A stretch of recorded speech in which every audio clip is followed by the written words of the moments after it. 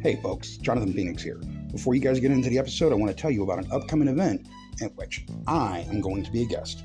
Atomicon, May 4th and 5th, 2024 at the North Charleston Candlewood Suites, 2177 North Woods Boulevard. Atomicon is celebrating its 10th year as the All Types of Media and Arts convention here in Charleston. There will be sci-fi, fantasy, and paranormal guests, along with a film festival and a cosplay contest. So, I'll see you there. Go to atomicon.org and get your passes now.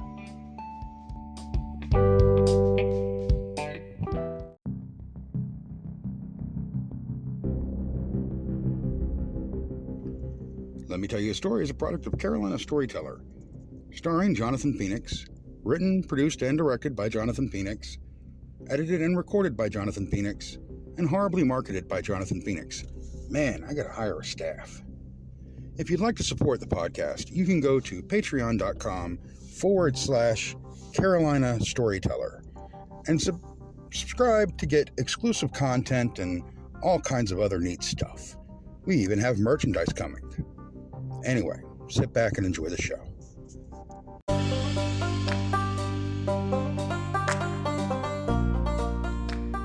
Welcome back, folks. This is Let Me Tell You a Story, and I am Jonathan Phoenix, the Carolina Storyteller.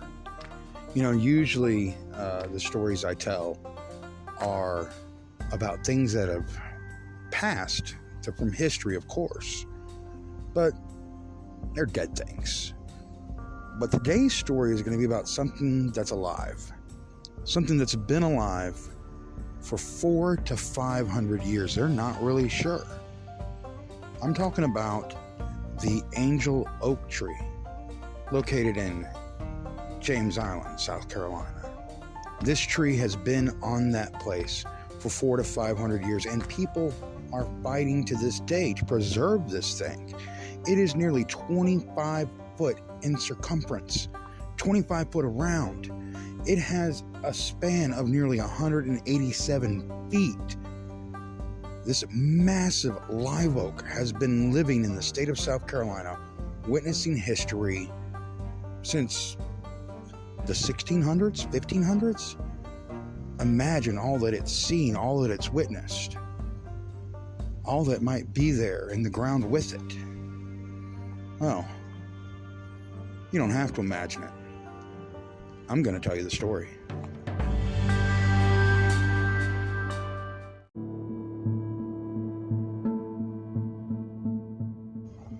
Though it's assumed the Angel Oak began growing sometime in the late early 1600s, believe it or not, the land that it sits on wasn't purchased until 1717 by the Angel family.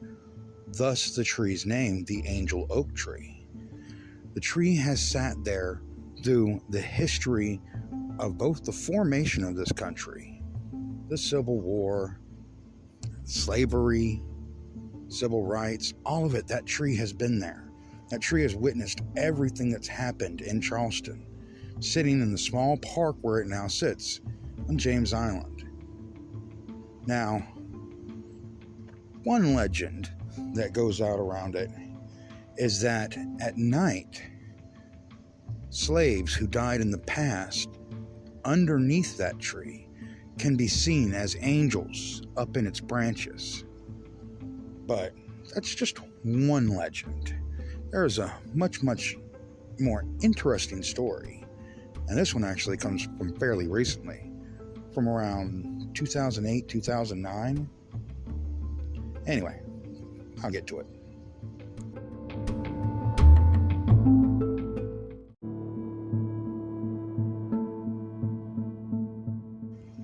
When you're a living, famous landmark like the Angel Oak Tree just so happens to be, people come to see you a lot, and sometimes they hold events there. In fact, one of the most popular things to do at the Angel Oak Tree is to have a wedding. And why not? It's a beautiful bit of scenery to have when you're having your nuptials. To stand there beneath these giant limbs that are spreading out, thick and green and just covering the area, shading you. It's probably a perfect place to have a wedding. So it's no surprise that in August of 2008, a young couple planned their nuptials beneath that very tree. Now, it was later in the evening that the couple decided to return to see the tree one last time after the reception and everything, just to relive that brief moment. And that was when things got a little strange.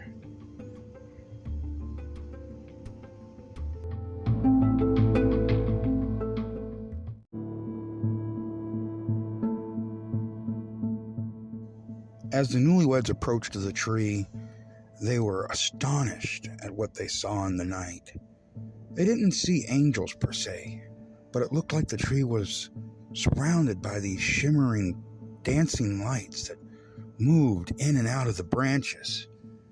It was fascinating. It was just this amazing scene to watch as these lights danced. They stood bewildered for a few moments before they made their approach to the tree. They stood at the base of this massive oak, looking up as they saw all these lights just dancing around them. The husband thought it would be a brilliant idea if he were to carve their initials in the tree, leaving a mark to show that they had been there, where they could come back every year of their marriage and just see this mark on this fascinating work of Mother Nature that stood before them.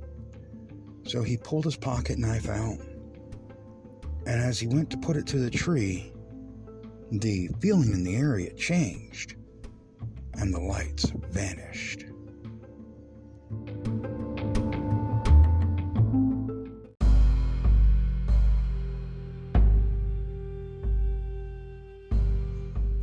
The husband froze as suddenly they heard noises as if something was coming towards them from around the tree.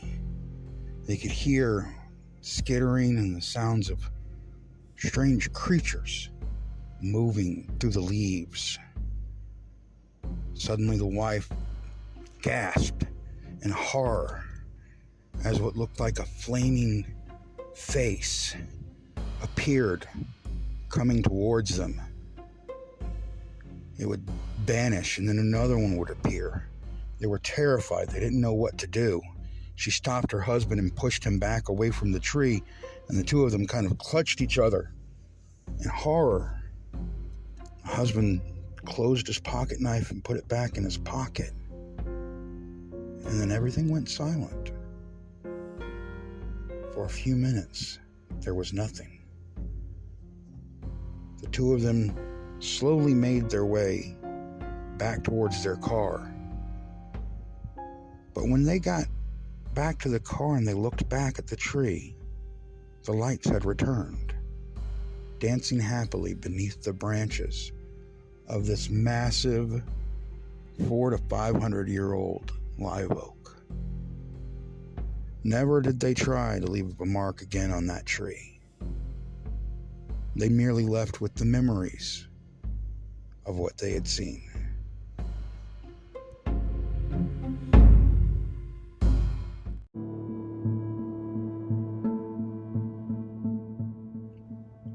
Now, folks, that young couple wasn't the first, and they certainly weren't the last, to see the dancing lights or spirits at the Angel Oak Tree on James Island. In fact, it's a very common occurrence for people to go out at night and see wonderful things there. The Angel Oak inspires people. It gives people a sense of upliftedness. This living thing has been there for so long. But as far as I know, they were the first to see something protect the Angel Oak Tree. But really, when you're 500 years old, you probably earn a few protectors. In fact, the Angel Oak Tree has several. You can go to angeloaktree.com and find out about being part of that. Because as late as 2012, developers have been trying to put housing developments and things almost right on top of the tree. Now, granted, the county owns the land, but that doesn't stop people from thinking that moving a tree should be more important than allowing it to live and be a part of living history.